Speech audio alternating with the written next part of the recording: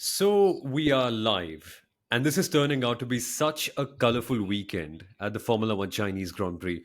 But before we talk about everything that's adding color to it, I think we should firstly take some time to pay tribute to one of Formula One's most colorful personalities in Eddie Jordan. Kunal, the man with the brightest smile, the wackiest ideas, the funniest jokes, and the one who also brought in so many incredible drivers into Formula One. And the legacy he leaves behind is of so many drivers, engineers, strategists, mechanics, all of them going forward and doing incredible things in Formula One, like Michael Schumacher, like Rubens Barrichello, like Giancarlo Fisichella. And these are just a few headline names. Eddie Jordan, what a man. I think we have to start this weekend by talking about him. Yes, what a fantastic personality. I've had the privilege of having met him a few times thanks to my time in the paddock. And of course, I think one of the reasons why Indian Formula One fans would definitely like to remember Eddie Jordan is because of the number of chances he gave India in Formula One. Of course, Naren Karthikeyan's debut and only full season in Formula One was thanks to Eddie Jordan with the Jordan Grand Prix team in 2005. And then when Jordan Grand Prix was sold a couple of avatars later, it became the Force India Formula One team. So the very first Indian driver that we had in Formula One was courtesy Eddie Jordan.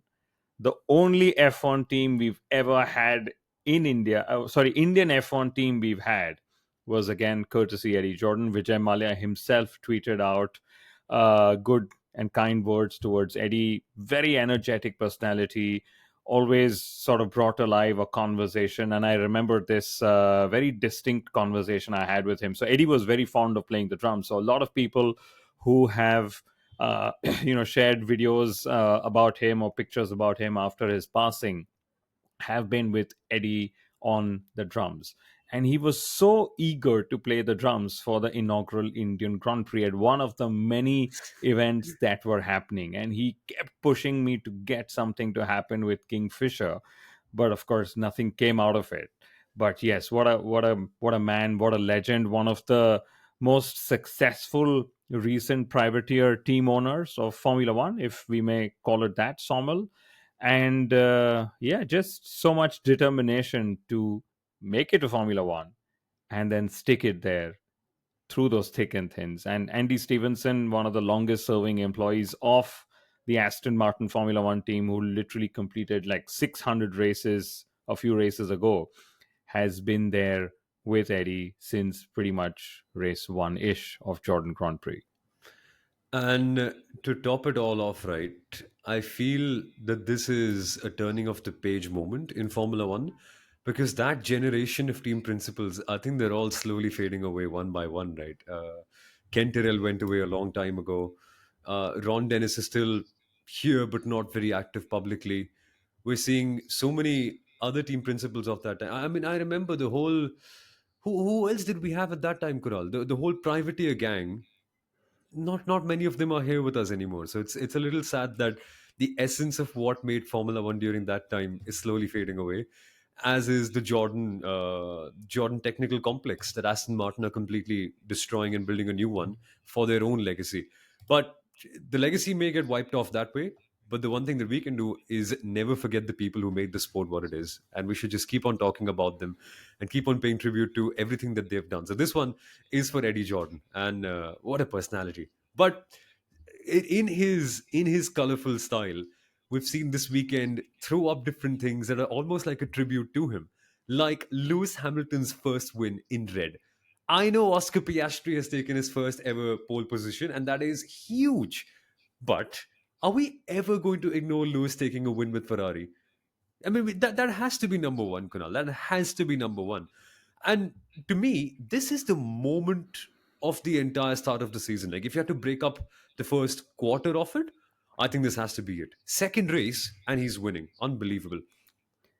I think the result, of course, is very encouraging. What was even more encouraging is how he and Ferrari won, especially because just 6 days ago, and I say six because we're in the sprint race, which is a Saturday, but 6 days ago was when pretty much every single person, including the two of us, pounced onto Lewis Hamilton and Ferrari for being underprepared for what seemed like the most obvious thing, which was in race communications. Lewis, of course, took major offense to it and said, guys, it's just one race, just calm down, back it off, etc.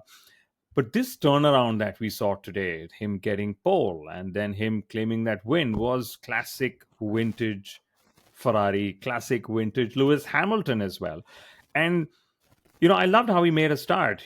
He had his, arch rival Max Verstappen right next to him, both of them pointing, their cars towards each other. Lewis knew that he had to stop Max's charge into turn one. He did that. And then I think it was the clean air that made him win more than Yeah. anything else, more than the driver, more than the car characteristics, more than anything. The clean air allowed him to manage tires, which gave him those 7 seconds over those 19 laps, which is why Frederick Vasseur said, good race, Lewis, well managed.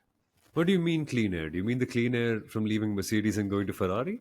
Clean air full of new people, fresh and what clean air are you talking about? Let's just clear the air with this one.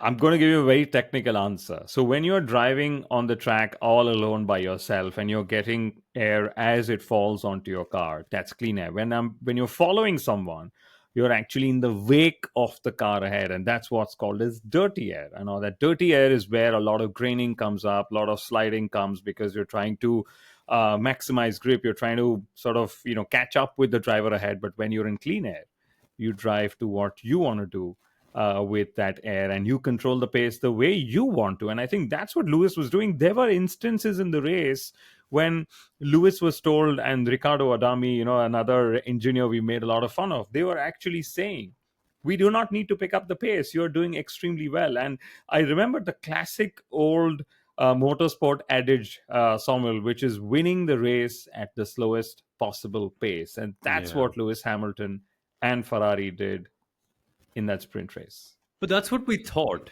because normally we see in a race where there's a lot of tire degradation, or in this case, lots of graining, the leader tried to control the pace quite a fair bit. But towards the end, Kunal, I was surprised to see how quick the Ferraris actually were, which leads us to a question that Krishna has actually asked us in the YouTube chat, which is, do you think Ferrari's race pace and deck is better than McLaren? And that I find to be very interesting, because towards the end of the race, both the Ferraris had so much clean air that they were the only two cars clocking in 1 minute 37s. The rest, including Oscar, including Lando, including Max, and everyone around, were doing 1 minute 38s, if not 1 minute 39s. So that has a lot to tell you. So it clearly means that the Ferraris, till that late stage of their race, were managing their tires well.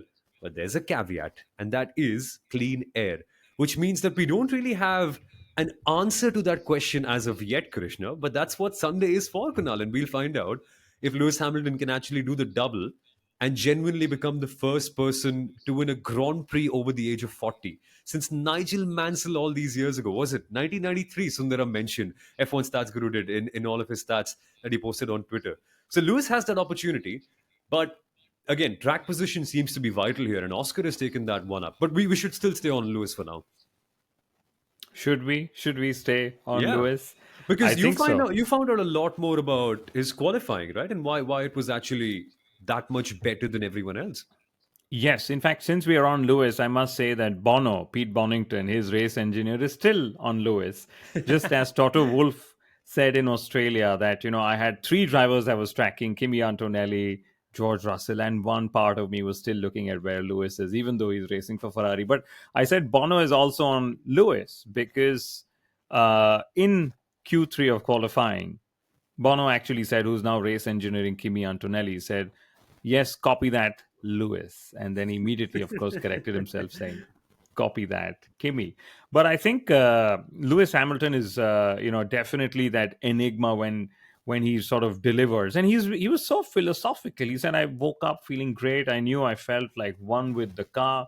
And I loved, hearing his press conference after the sprint race. He was, of course, getting his critiques to go off, saying, you just gave us one race. Now there's another race and you're suddenly jumping. Please calm down, as he told Ricardo Arami and the Ferrari team as well. But one thing that Lewis said, and this is where Lewis Hamilton is box office. He said to start from first in the Ferrari and winning for Ferrari is really the next level. These are Lewis Hamilton's words. I really hoped that he was quicker in qualifying, in the Grand Prix qualifying that we had, but both the drivers said that they've made changes which sort of took away some qualifying pace from them. They weren't really comfortable with the car, and they're hoping that these changes help them in the race tomorrow. So, would they have a better race car?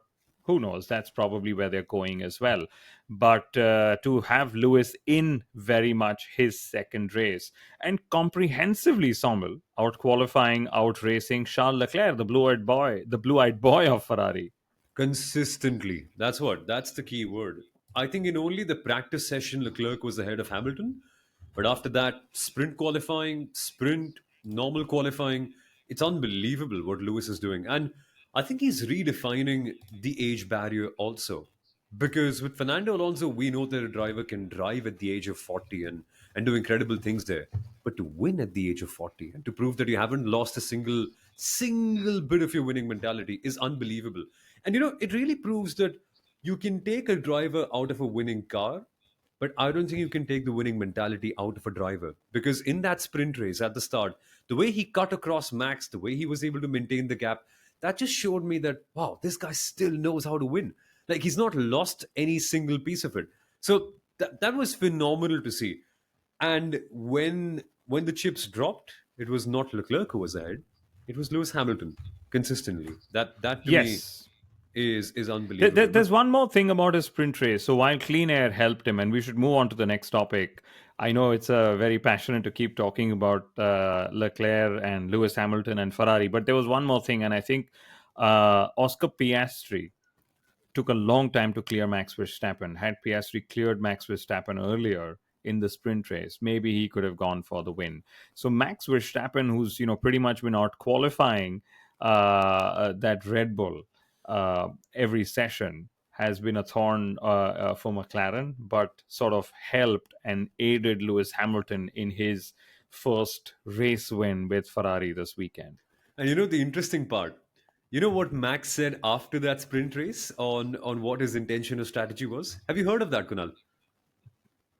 No, what did he say? No. Take a guess. Take a guess. After a race like that, what would Max Verstappen say? Knowing him and knowing all of He, So, his surprisingly, equation. Max is seemingly very, what's the word? He's seemingly very comfortable with where he's finishing. He's not disappointed. He's saying, I'm putting the car in places it shouldn't be in qualifying, and then I'm losing those places or losing a few of those spaces in the race. And he's like, I just don't have the pace to run up at the front with these drivers. I have too much degradation. But I'm sure that's not what Max said. He made it even clearer and even more direct. He said, "I was not trying to pass Lewis or trying to defend from Oscar. So what were you doing?" Like it feels sad to hear that from Max Verstappen because let's understand the gravity of the situation. The four-time world champion and possibly the best driver on the entire grid has accepted his fate, and just like a vegetable, if you have to put it that way, he's not attacking or defending because he knows the car can't do much. And that is sad because you know seeing Max Verstappen and his potential capped off, Kunal, it has to be one of the saddest things in Formula One because we know that this guy can do so much more and can be so much more. Seeing him comfortable with it is good because it means he's not doing stupid mistakes and he's bringing home the points and the results, which is what Red Bull badly needs when Liam Lawson is all the way back down and doing a Raju Rastogi in P20. But this, a part of me doesn't feel happy seeing Max say things like that. I don't know. Yeah, I mean, he actually said, honestly, it's not disappointing the sprint result, Is it and not? but this is maybe the new Max Verstappen. When he had the dominant car, he wanted to win everything there was to win. Now that he's got a car with limitations, he just wants to score as many points as he possibly can, and maybe finishing third in the sprint was the most he could do, or in fact, more than the most he could do. He constantly kept saying, we finished better than where we should have finished with our pace.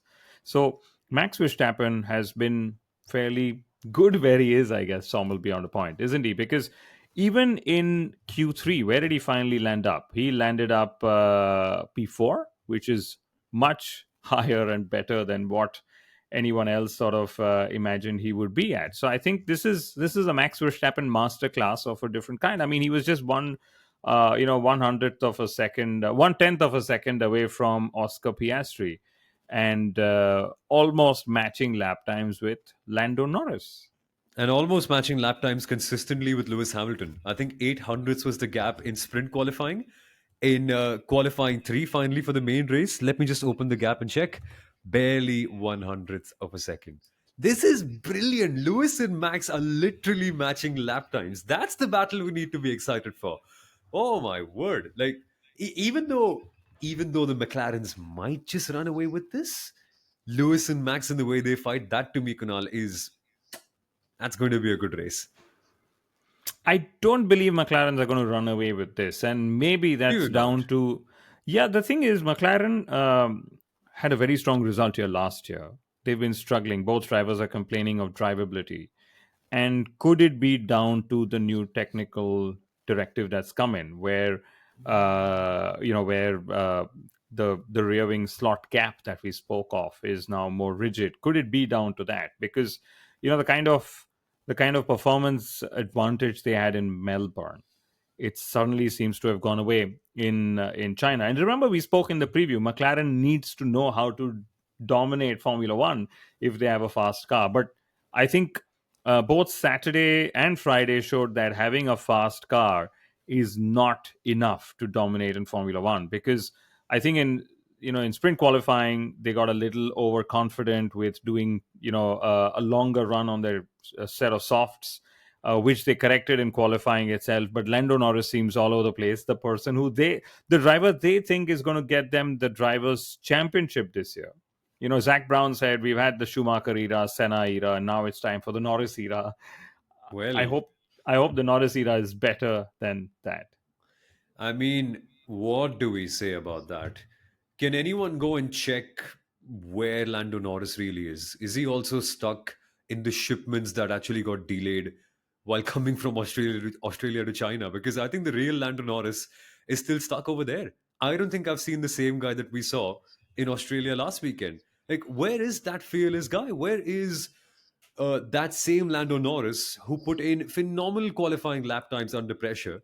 And today itself, Kunal, we saw him make in fact, three major mistakes, which is firstly unacceptable for a championship contender. And you might be saying, why are we being so harsh? It's so early in the season. Remember last year we looked at that quarter-wise division of where Ferrari lost the championship, and it was one quarter where Ferrari missed out on McLaren, and that's where they lost it. This could be it for Lando this year. One or two bad races, and that could mean a bad quarter, which could then mean a lost championship. And mistake number one, that mistake at the hairpin during sprint qualifying. Lost it over there, went back down to P6, had no chance to fight for the win. That's gone. Okay. Inconsequential. Number two, sprint start. Put it in weird places. I think he got scared. If that's not too extreme of a word, there were times where I felt he got caught out in that first lap, and he was surprised to see cars on his inside or on his outside, and then he had to make reactionary moves, which ultimately dropped him down positions. And the third one, yet again, the same hairpin and that same mistake while being potentially fighting for pole in that last qualifying lap. So I think three mistakes from a championship contender over a quarter is acceptable. Over one race, it feels a bit odd. He needs to make some amends tomorrow if he's the same Lando Norris that I, among other people, have hyped him up to be. You're right. The variation in the Lando we saw in Australia and the variation of what we saw in China. Imagine in the fastest part of qualifying when the track is fully evolved, you're not even completing your lap, and Exactly. it's the same turn 14 that's catching you out. And this variation in performance is what's worrying, of course. But and you talk of Piastri, Krishna saying Piastri is making even more mistakes. I don't think so. At least Piastri, with the same gusto, has been coming in with what we saw in Australia, with what we saw in China as well. He was there in sprint qualifying, in the sprint, and in qualifying as well. And we have to clarify that.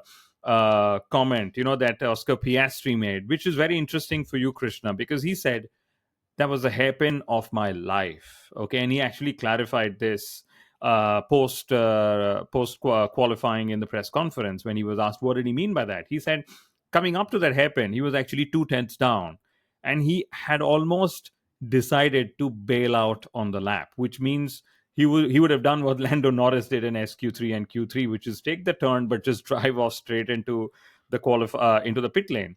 But Lando Norris said, Oscar Piastri said, I gave it everything. It was full send and it clicked. And he actually got back all that time. And he made up more time in the final few corners, which is why Oscar Piastri said that was the hairpin of my life. And that's another beautiful thing I love about the Chinese Grand Prix, the Shanghai International Circuit, Soumil. When somebody aborts a lap, you actually see it in the back with the driver just going in straight into the pit lane at the corner of the circuit. And you're like, oh, that driver's bailed. But yeah, Oscar Piastri, first ever pole position in Formula One. And again, in the preview, we said this has to be Oscar's most important race weekend of his career if he wants to be considered as a title contender, not amongst all of us, but even inside McLaren. So not only is he up against Lando Norris, which he is, but he's also up against a Lando Norris, which has his big variations in performance, and that maybe just helps Piastri, prove his point that I am a worthy title contender as well. Absolutely. And full props to Oscar Piastri for this. We've been waiting for this moment for so long. And for McLaren, it's a good omen because Sundaram has mentioned a great stat on his Twitter, which is the 13th time both drivers of a team have claimed pole in the first two races of a season. And this is the 13th time it's happened. And every time it's happened in the 21st century, that team went on to win both championships. And I remember this with Red Bull back in 23 also. Verstappen in one race, Perez taking pole in the other one. That also then became a streak that they went on to carry.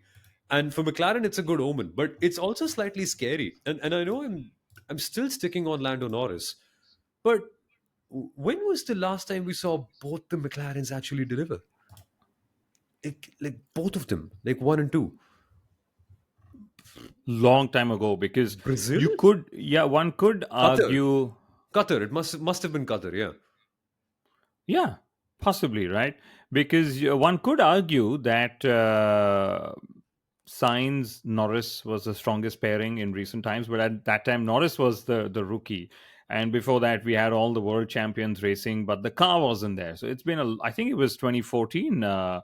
Then if you go back to when actually two strong drivers, especially when Magnussen and Jensen Button took podiums on the opening race of the season in Australia. But anyway, are we still on McLaren or are we moving on? I think we'll know more if McLaren have really been taken aback by this technical directive uh, tomorrow as well. Seeing how they fare in the race, and it's again one of those, something we didn't highlight upon as much, but all the drivers have been saying how this is one of the best track layouts to go racing on the calendar. And Alexander Albon said this, Fernando Alonso said this, Oscar Piastri, after his pole position, said this is one of the most complicated corner sequences that you can find at a circuit. And I think that complication is also one of those things that's caught out Liam Lawson, because I know we haven't really spoken about him. We speak about everyone else, but Lawson being P20 in SQ3, P20 in Q1, or not SQ3, but sorry, P20 in sprint qualifying, and P20 in qualifying as well. Incredible stuff. Who would have imagined?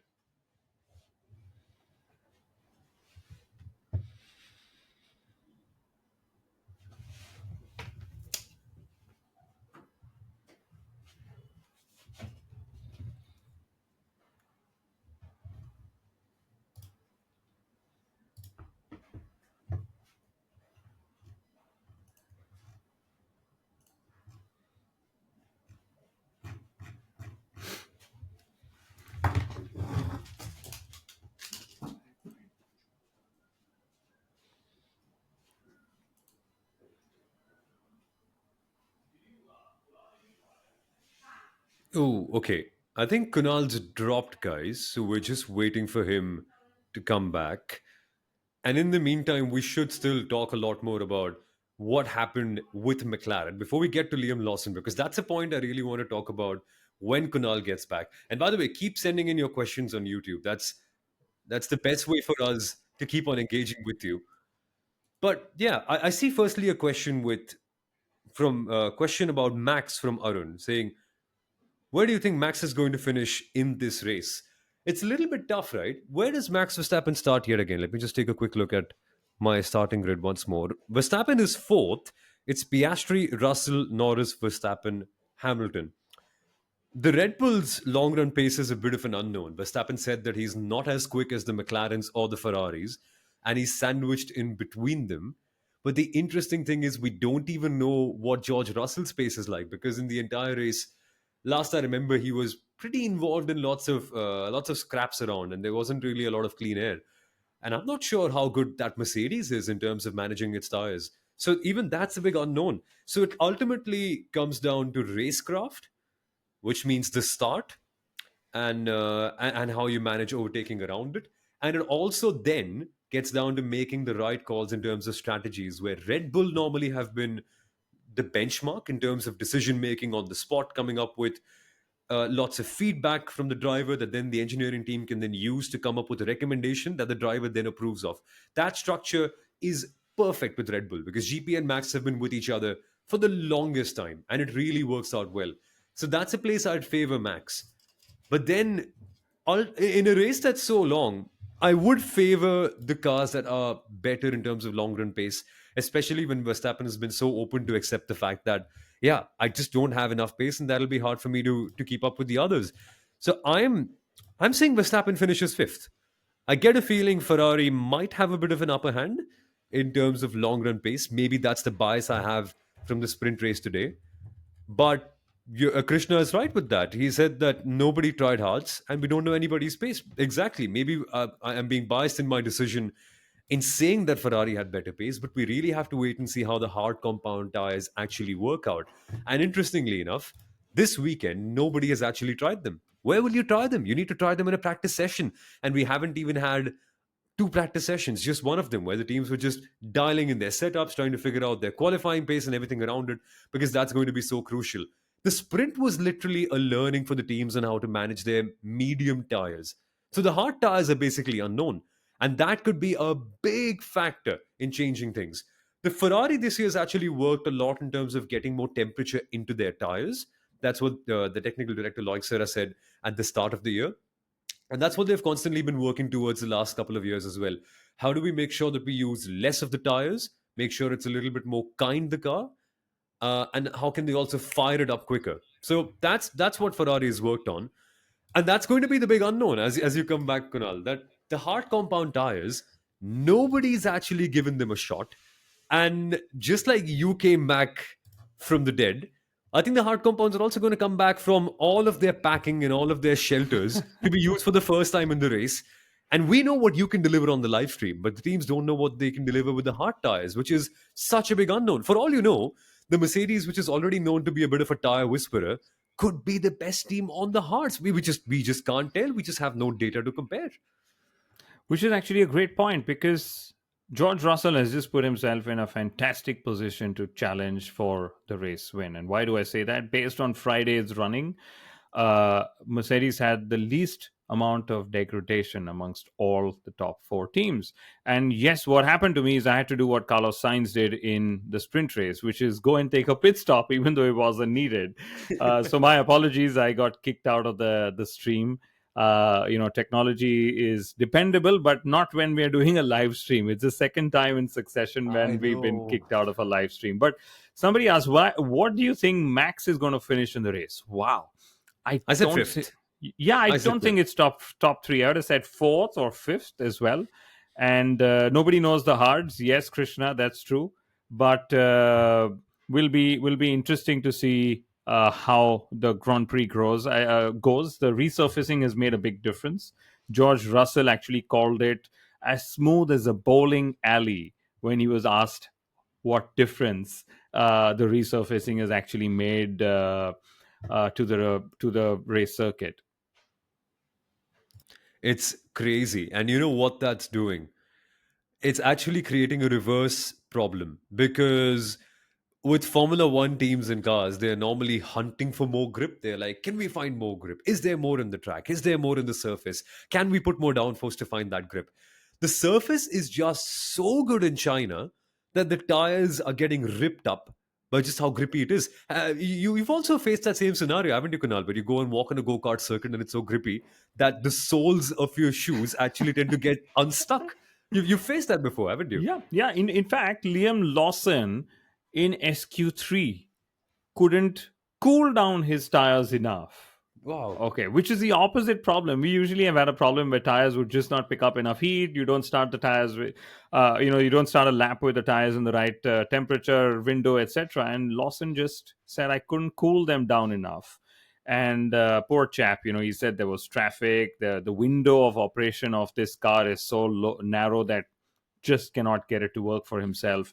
But in fact, even in qualifying today, Sommel, we saw drivers doing double cool down laps, which sort of confused a lot of commentators, saying, "Is there a circuit message from the race director as to why we should, be going down slow around the circuit?" But it was actually drivers doing double cool laps. So it's it's been wonderful. I mean, even qualifying, if you were to just look at the gaps in the first two races in Australia, the gap for pole position between pole position and P2 was 0.084. That's 8 hundredths of a second.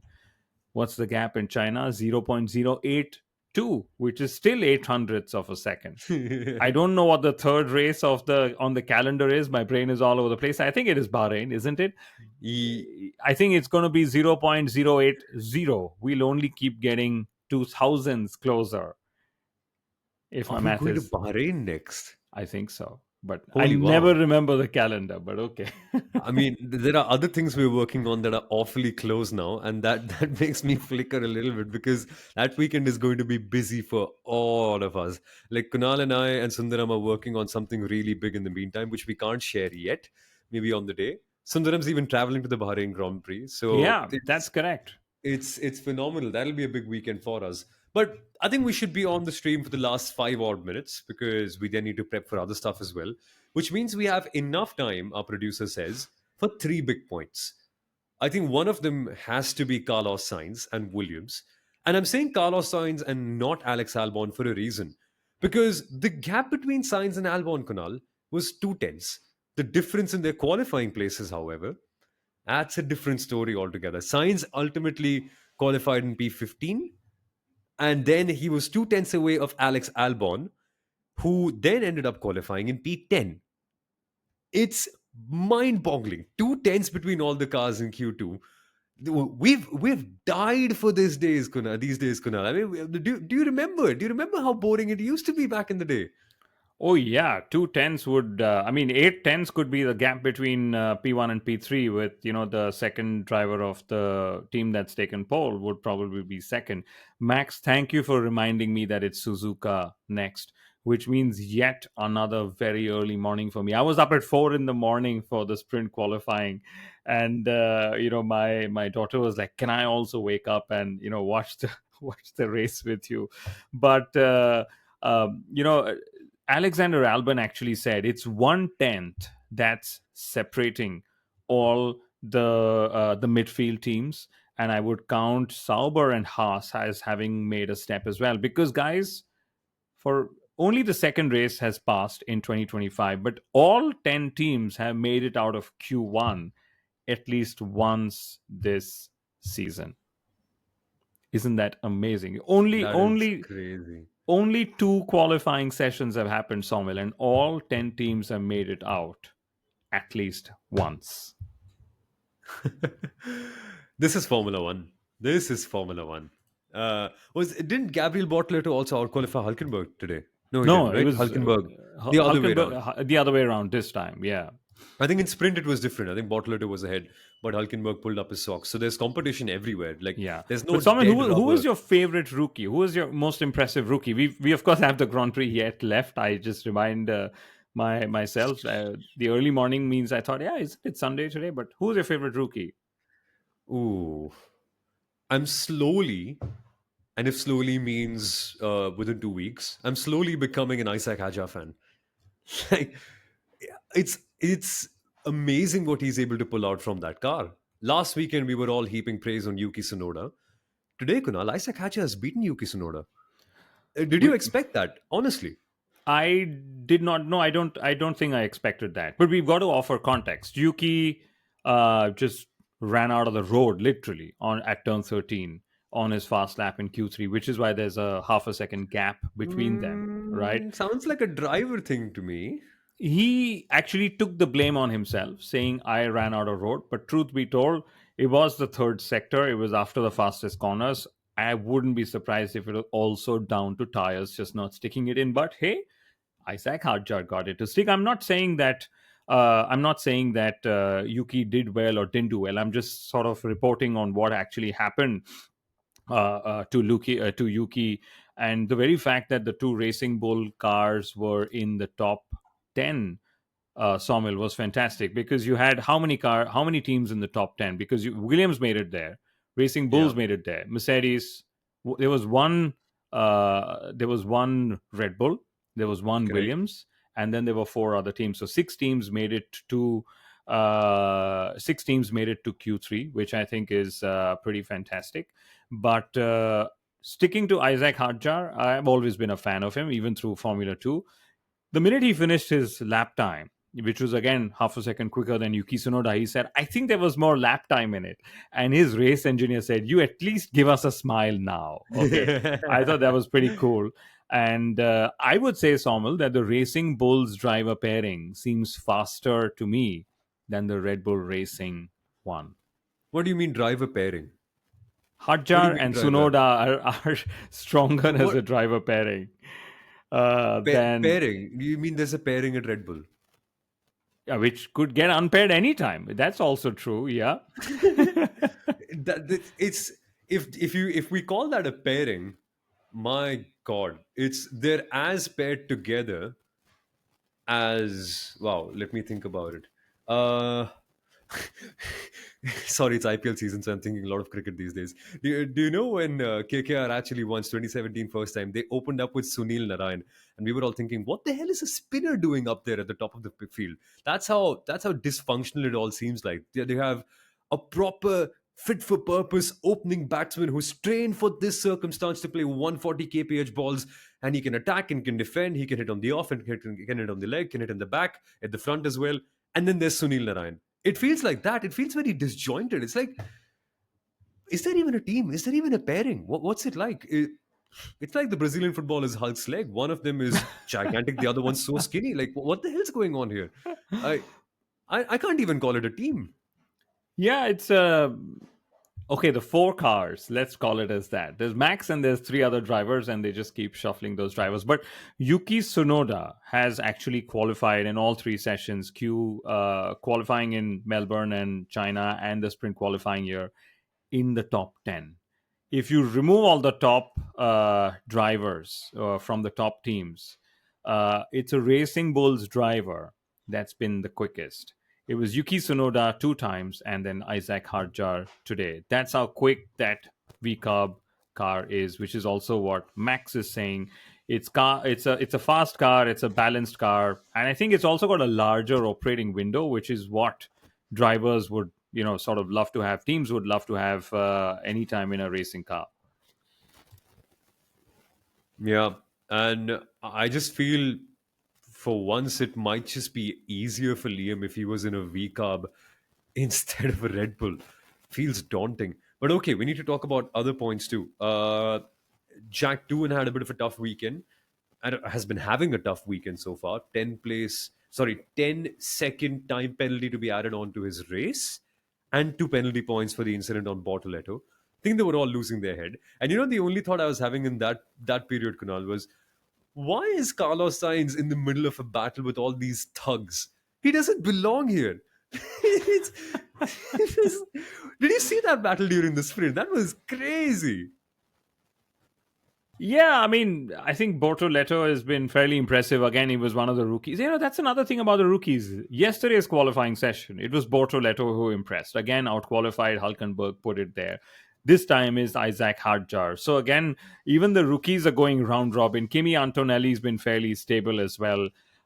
So at the end of the day, I'm guessing Carlos Sainz will only get quicker. He's saying he needs more time in that car, especially in qualifying trim.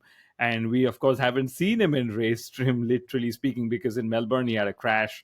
In the sprint race, he wasn't in the point, so they pitted to make some changes and test something out for the race tomorrow. And actually, the Williams drivers said we have a very strong qualifying car, and now we also believe we've got a very strong race car. So I'm excited to see how the two Williamses go tomorrow as well. Yeah, lots to look forward to. It's going to be a really, really fun Sunday with a lot of stories. And it might not be the most dramatic race, but we can expect tire wear to play a major, major difference. Right? So, Kunal, if you have to sum it up, if you have to give people a short preview of what to expect tomorrow, what would it be? And why will Oscar Piastri win this race? I've already said it. I've already said it. He's going to. So, tell us why. Work backwards. I think it's going to be a race of extreme tire wear and management.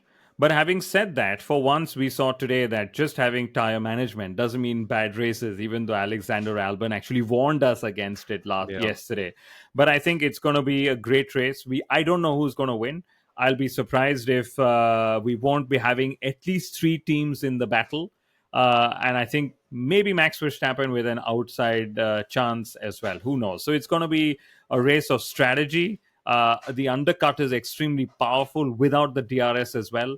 So lots of overtaking on track, and of course, turn 1, 2, 3. What a beautiful corner to watch it, especially on the opening lap.